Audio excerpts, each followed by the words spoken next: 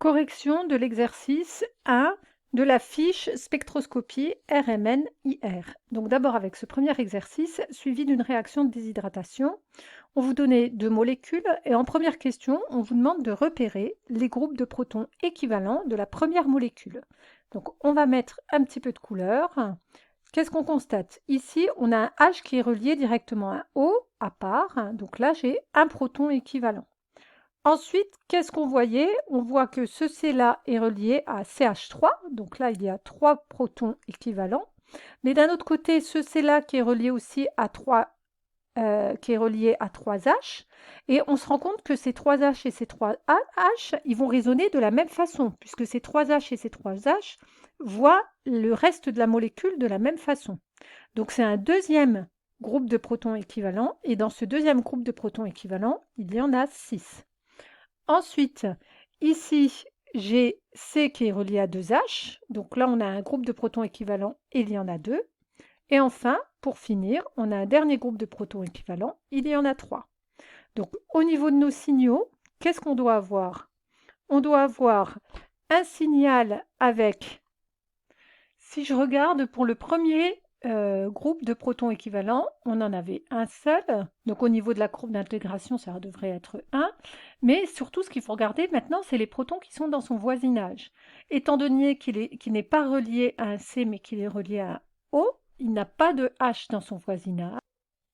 Donc 0 plus 1, on observera un singulé. Ensuite, en orange, le deuxième groupe de 6 protons équivalents dans leur voisinage. Donc eux, chacun, ils seront bien reliés à un C, mais ce C-là est relié à un autre C qui, lui, n'a pas de H, qui lui est relié. Donc comme tout à l'heure, ce sera 0, ils n'ont pas de H dans leur voisinage. Plus 1, ça va nous donner également un singulé. Ensuite, en vert, ici, les deux H sont reliés à un C, et ce C-là, dans son voisinage, il a ce C-là qui n'a pas de H, mais par contre, il a ce C-là qui a 3 H. Donc pour les verts, il y a 3 H dans le voisinage, auquel on rajoute 1. Ça va nous donner un quadruplé. Et enfin, en bleu, les 3 H-là qui sont reliés à ce C-là, on regarde, ce C est relié à un C qui a 2 H, donc 2 plus 1, ça nous donne un triplé. Alors, on pouvait les repérer facilement. Ici, on a le triplet avec 3 H, effectivement. Hein, c'était en bleu, il y en a 3. Donc ici, c'est celui-là. Ensuite, on avait un quadruplé avec 2 H. Donc c'est ce qu'on a là. On avait un singulé en orange avec 6 H. Et puis ensuite, un singulé avec 1 H. Effectivement, il est là. Ça, c'était pour la première question. En deuxième question, on vous demande d'attribuer chaque signal du spectre à l'un des 4 groupes de protons équivalents. Donc c'est ce qu'on a fait. On a fait la question A et B. Quel est le déplacement chimique du proton de la fonction alcool? Donc le déplacement de la fonction alcool, c'est celui-là. Donc son déplacement chimique, on va le lire ici. Alors on fait attention, hein, l'axe il est dirigé vers la gauche, hein, contrairement à ce qu'on a habituellement. Et on fait directement une lecture de cette valeur-là. Et on avait un déplacement chimique delta qui était de 3,65 l'unité ppm.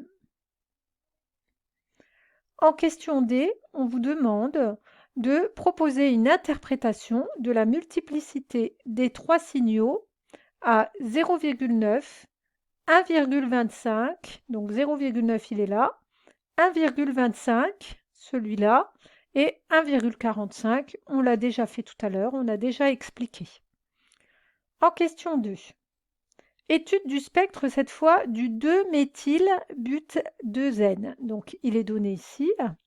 Quel est le déplacement chimique du proton indiqué en bleu? Alors, bon, on avait plusieurs façons de s'y prendre. Première chose, on voit que ici, ce H, il est à part par rapport aux autres, puisque là, il y a 3 H, 3 H, 3 H. Et là, on repère 3 H, 3 H, 3 H, et là, un H. Donc, le 1H, ce signal-là, correspond tout simplement OH en bleu.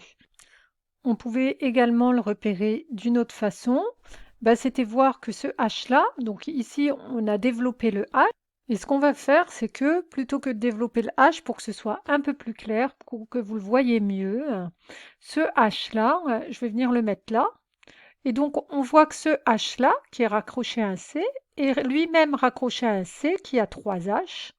Donc ça veut dire que dans son voisinage, il a 3 H. 3 plus 1, ça nous donne un quadruplé. Donc on pouvait aussi le repérer par un signal quadruplé. Effectivement, ici on avait un quadruplé. Donc en question, petit b, on vous dit à quel groupe de protons est associé le signal A2,05. Donc c'est celui-là maintenant qui nous intéresse comme signal. Alors, ce qu'on voit, c'est que ces signaux-là, ils ont 3H, 3H, 3H. Donc ici, il nous reste bien ici 3H, 3H, 3H. Mais normalement, il doit y avoir la différence. On voit que là, 3H et 3H, c'est à peu près le même signal. Alors que là, le 3H là est différent. Et en plus, il a un doublé. S'il a un doublé, ça signifie qu'il va avoir un seul H dans son environnement proche. Effectivement, quand on regardait ici les 3H là, ils sont reliés à un C et dans leur voisinage proche, ils ont justement ce H-là. Donc ils ont un seul H dans leur voisinage proche, donc 1 plus 1, ça nous donne un doublé. Le signal à 2,05 ppm est un doublé, il a donc un seul H dans le voisinage proche. En question C, on vous disait, est-il possible d'attribuer précisément les deux singulés à 1,80 et 1,70 ppm? Non, on ne sait pas faire, hein. Il doit y avoir des analyses plus poussées qui permettraient de le faire, mais pour le moment, cette étude ne permet pas de distinguer ici les CH3 qui correspondent, les H3 qui correspondent à ces signaux. Partie 3, étude d'un mélange. La réaction est arrêtée au bout de 3 minutes. Le spectre RMN du mélange est réalisé. Parmi les différents signaux, on observe un triplet à 0,90 et un singulet à 1,70 ppm. Le signal intégral est 2 fois plus grand pour le triplet que pour le singulet. L'alcool a-t-il été totalement converti en alcène? Donc on va repérer sur nos spectres ce qu'on observe. Un triplet à 0,90, on va voir si on le retrouve. 0,90, on le trouvait ici. Donc vous voyez, il est là. Ça prouve bien qu'il y a toujours la présence de notre alcool. Et puis qu'est-ce qu'on a d'autre? On a un singulet à 1,70. 1,70, on est plutôt ici, avec un singulet par là. Donc on est là. Donc on a plutôt la présence de l'alcène. Donc c'est-à-dire que ici, ce spectre, il est pris plutôt en cours de réaction, hein. Il y en a à la fois du réactif et à la fois notre produit, et l'alcool n'a pas été totalement converti en alcène. Donc on peut noter le triplet à 0,90 montre qu'il reste de l'alcool, et le singulet à 1,70 montre qu'il y a de l'alcène. C'est donc un mélange du réactif et du produit, et il reste donc encore de l'alcool. En dernière question, le mélange contient-il plus d'alcool ou d'alcène? Alors, question peut-être un peu plus délicate, c'est qu'on vous disait, il fallait bien lire dans le sujet, le signal intégral est 2 fois plus grand pour le triplet que pour le singulet. Donc ça veut dire quoi? Ça veut dire que nous, on a constaté qu'il y avait toujours ici ce triplet. Ici, on a toujours notre singulet. Mais par contre, qu'est-ce qu'on nous dit? On nous dit qu'il est 2 fois plus grand, le signal intégral, pour le triplet. Donc ici, ça veut dire qu'il est plus important pour le triplet, il est 2 fois plus grand, ici il est x2, que pour le singulet. Ça signifie alors que quoi? Ça signifie que pour le moment, dans la réaction, on a plus d'alcool que d'alcène. Le signal intégral étant 2 fois plus grand pour le triplet de l'alcool que pour le singulet de l'alcène, on en déduit que les mélanges contiennent plus d'alcool. Correction de l'exercice A, on vous donnait 4 molécules qu'on va d'ailleurs nous numéroter. Donc celle-là, on va l'appeler la A, la B, la C et la D. Et puis pour chacune de ces molécules, on vous demandait la formule brute, le nom du groupe caractéristique, de la fonction, de la molécule et les caractéristiques spectroscopiques en infrarouge. Alors la première molécule, on constate que c'est un acide carboxylique qui fait partie du groupe des carboxyles. Donc le nom du groupe carboxyle. Ici, j'ai donné donc la formule brute, ça, il n'y a pas de problème. La fonction, donc l'acide carboxylique. On voulait également le nom de la molécule, donc on voit que c'est une chaîne avec 3 C, c'est l'acide propanoïque. Et ensuite, à l'aide du tableau que vous aviez, il fallait repérer ce qu'on observerait sur un spectre IR. Donc, on devrait observer normalement le déplacement correspondant à un OH et puis le déplacement correspondant à un CO. Donc, on pouvait donner les valeurs qui étaient mises dans le tableau. Donc, 3200, 3400, ça c'est pour OH. Et puis pour CO, 1680 et 1710, compris entre 1680 et 1710. On fait la même chose, donc la molécule B, on voit qu'elle a 1, 2, 3, 4, 5. Sa formule brute, c'était C5H11NO. C'est un amide. Et puis, la chaîne principale de cet amide comporte 3 C, donc c'est un propanamide. Et puis N, ce qui est relié à N ici, disons au niveau du C, on a un N qui est relié aussi à un groupe éthyle. Donc ce sera le N-éthylpropanamide. Ce qu'on devrait observer au niveau du spectre IR, on devrait observer un pic NH à 310, 3500, 3100, 3500 et également 1560, 1640.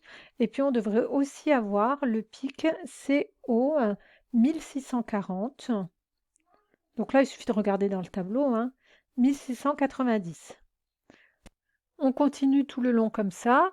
Pour la molécule 3, c'était le propanol, donc aldéhyde, et on repérait donc les pics qui apparaissent sur le spectre IR. Et la dernière, c'était le propanoate d'éthyle, un ester, avec une liaison CO qui va apparaître. On termine avec la dernière question. Il fallait relier le spectre ci-dessous à l'une des 4 structures précédentes. On constate que le spectre, il a ici un pic entre 2900 et 3000. On peut même dire, oui, 2900 et 3000. Et puis, il a aussi un pic entre donc 1500, 1600, 1700. Donc, entre 1700 et puis à peu près 1800. Donc, 1700, 1800. Et puis ici, on a 2000, 3000, donc là, entre 2900 et 3000. Alors, quand on regardait ici notre tableau, de ce qu'on avait écrit précédemment, le pic entre 2900 et 3000, il n'était pas ici, il n'était pas là, il n'était pas là, il n'était pas là. Donc ça posait un problème, on aurait pu se dire, bon ben c'est aucune de ces 4-là, mais il fallait quand même relier à une des 4 molécules, donc c'est que ça correspondait bien à une des molécules. Quand on prenait le tableau qui était donné en dessous, pas dans la fiche d'exercice, c'était donné en dessous avec le manuel en fait, eh bien en fait le pic là, il est toujours là, je pense que vous l'avez repéré, c'est le pic qui correspond tout simplement à la liaison CH qu'on va retrouver dans toutes les molécules. Le problème, c'est que cette liaison CH, elle existe dans toutes les molécules. Donc ce pic-là ne va pas nous aider. Donc on va essayer de retrouver le pic qui est à 1700, 1800. Alors entre 1700 et 1800, donc on avait ici 1780, 1810. Non, il serait un peu plus vers la gauche, donc ce ne serait pas celui-là. Ensuite, ici, 1640, 1690, il serait plutôt par là, donc ce ne sera pas celui-là. Ensuite, celui-là, 1650, 1730, 1650, donc 1600 est là, 1650 ce serait là, et il s'arrêterait à 1730, il devrait s'arrêter là. A priori, ce ne serait pas celui-là. Et le dernier, 1700 à 1740, ça a l'air d'être celui-là. Donc effectivement, c'était un ester. Donc on peut en déduire que le spectre qu'on avait là est celui de propanoate d'éthyle C5H10O2.